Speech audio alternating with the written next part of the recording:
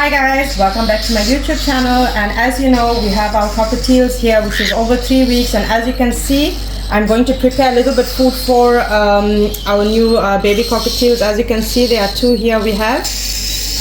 One was just born this morning, very early in the morning, and the other one at least is a few days old. Okay guys, so this one is a bit of a this is a new one. This is just she was just born maybe about 2-3 weeks. No, I think 3 o'clock or 4 o'clock in the morning, because I was sleeping anyway that time. At 2 o'clock I woke up and I fed this one here, which is look at it. It's about, I think about a week or so, less than a week, but getting there to a week. And as you can see, he's still got a little bit of food inside there because I've just fed him about an hour ago or so. But this one I'm going to feed him now, guys. I'm going to prepare a little bit of food, and as you can see I have my hot water here and I have their food here as well. Okay, so I'm just going to prepare quickly, and as you know you can watch all my other videos as well to know exactly how to prepare their food. Okay, so because we're just using only for one, I'm just going to use a very an inch, very small bit, and I'm going to use a little bit of water, and I'm going to make it a liquid type because the baby is very small, you know. So as you can see, this is very liquidy. Okay, I'm just going to put this one side, and I'm using my syringe. As you all know, I prefer using a syringe. It makes it better for me and better holding as well for myself and for my baby cockatiels. Okay guys, so what I'm going to do, I found something else that will be useful as well to, I think, many people. I'll take a tissue like this. Okay, I'll fold it in half and I'll put the cockatiel inside. Tell you why, because usually what happens is if the food is coming out, sometimes the syringe gets stuck, you know. So what happens is it goes all over the baby cockatiel's face. So I'm just going to slowly pull it out and just wait for the small bit. Let me just get that inside. Okay, there we go. So we'll do it with a drop first, and as you can see, let me just try and get up and come this side and I can show you. So she's taken that drop in. Okay, I'm going to do another drop here. Sometimes it comes out too fast and I'm scared, you know. But see, there we go. See, she's slowly eating. So I'm holding her like that, so even if the food kind of spills out or anything like that, it wouldn't go on her body. Okay, so there we go. You can see she's eating. So it's a drop at a time, just because she's new as well. So small bit at a time. So even if something goes, you know, you have a tissue to kind of clean her beak as well, you know. Make it easy as well for her. So there we go, another one. There we go, one more drop. But we're doing it slowly at a time. Can you see? I don't want to. You can see she's got a bit of air there, but the food is going in, as you can see that. Let me just show you that, right? She's got a bit of food in her crop. Okay, so again we're going to try that. There we go, a drop at a time, and let her take it in herself, because we don't want to rush them because they are new babies. If you rush them, they're, you know, it's okay. So it's a drop at a time. As the day goes by, guys, you know, like when day by day goes by, you can obviously she will very soon be taking the food in faster than now. But like I said, so we do it just a drop at a time, giving her time to swallow. So I'm not overfeeding her. I just want her to take it a drop at a time in. Okay, that's all I'm gonna give her, guys. I'm not gonna feed her more. Okay, as you can see, there is some food in her crop there. You can see that there's a bit of bubbles there, but that will all come out eventually because they are babies, so it would. So as you can see, I've taken that out already for her. Okay, I'm not gonna feed her more than that. I'm gonna place her down here. Okay, so as you can see, this is the big one now. I'm not gonna feed him because see, he's got some food here. You can see he's got food. So remember, I've explained to you, if you're feeding them, never feed them with food. So this one is also an albino, as you can see. The color of her eyes are red from the inner side, so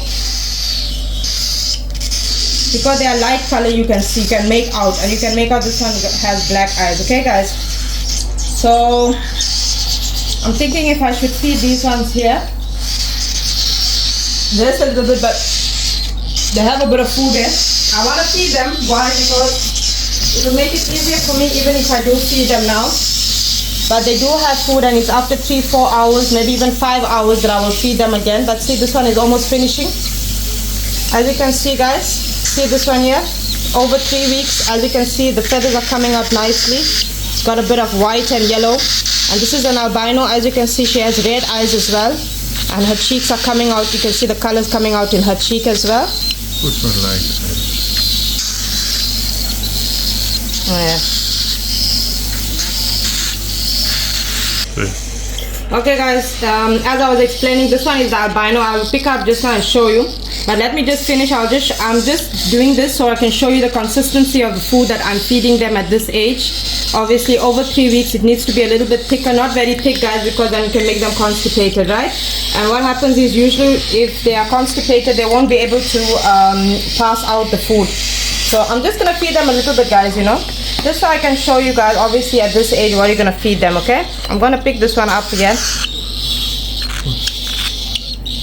Oh, so this one's already holding on to my hands, so let's gonna put him down. Let me put him down first. Yeah, now you're scared. Okay, let's go.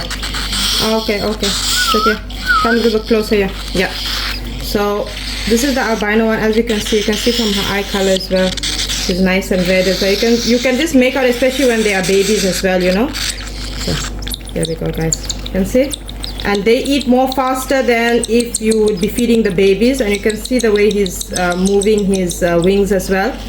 So this is usually how they will eat.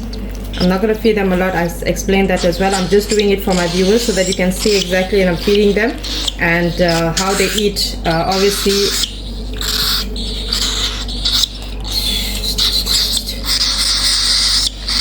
this one is gone nice and big, so you know she's got a very good grip on my hand as well, and she wants to kind of sit on a perch.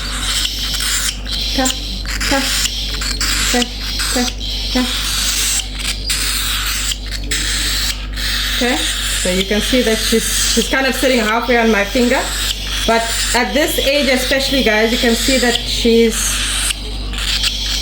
getting ready for that, sitting on the perch. So you know, obviously I'm not going to have her in the incubator for a very long time, because now she's starting to get her feathers as well, and these feathers will keep them warm as well, so that's a good thing.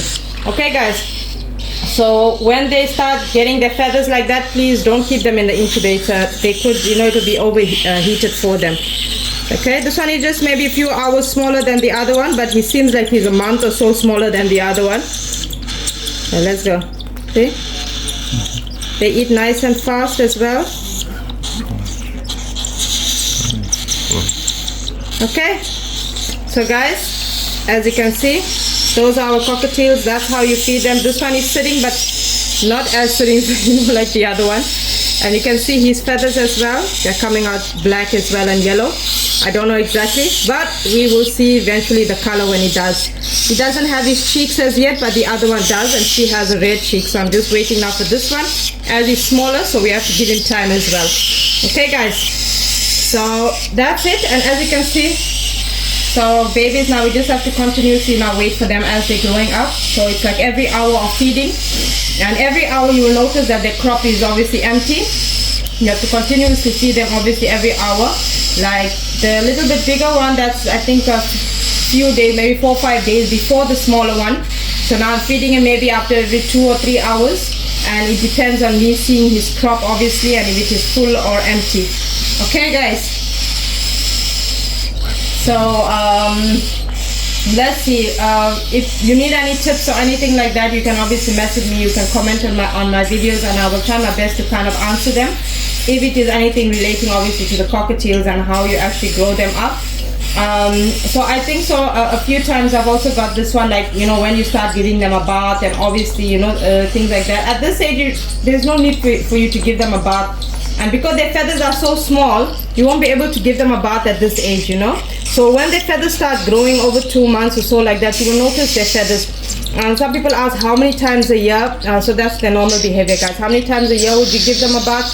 I don't always give them a bath. This could also lead to them becoming sick. So I give them a bath usually maybe once every month or once every 3 months, and during the winter time I try and lessen it, especially because it's very cold. So usually when I give them a bath during the winter time, there will be a heater obviously present, warm water, and I would use baby shampoo on them because it is something that is mild for their skin and their feathers as well. You will get obviously shampoos for the cockatiel, but it's very hard to get it here especially. So if you can, no problem, use it. But if you can't, then if you have baby shampoo, yes, you can use that as well because it is mild, and it's mild on the cockatiels feathers and their skin as well. Okay guys, so as you know, that's it from me, and hopefully you will see me in my next video. And yeah, if there's anything you need, please don't forget to comment and message me and let me know, and I will try my best to answer them. Thank you guys.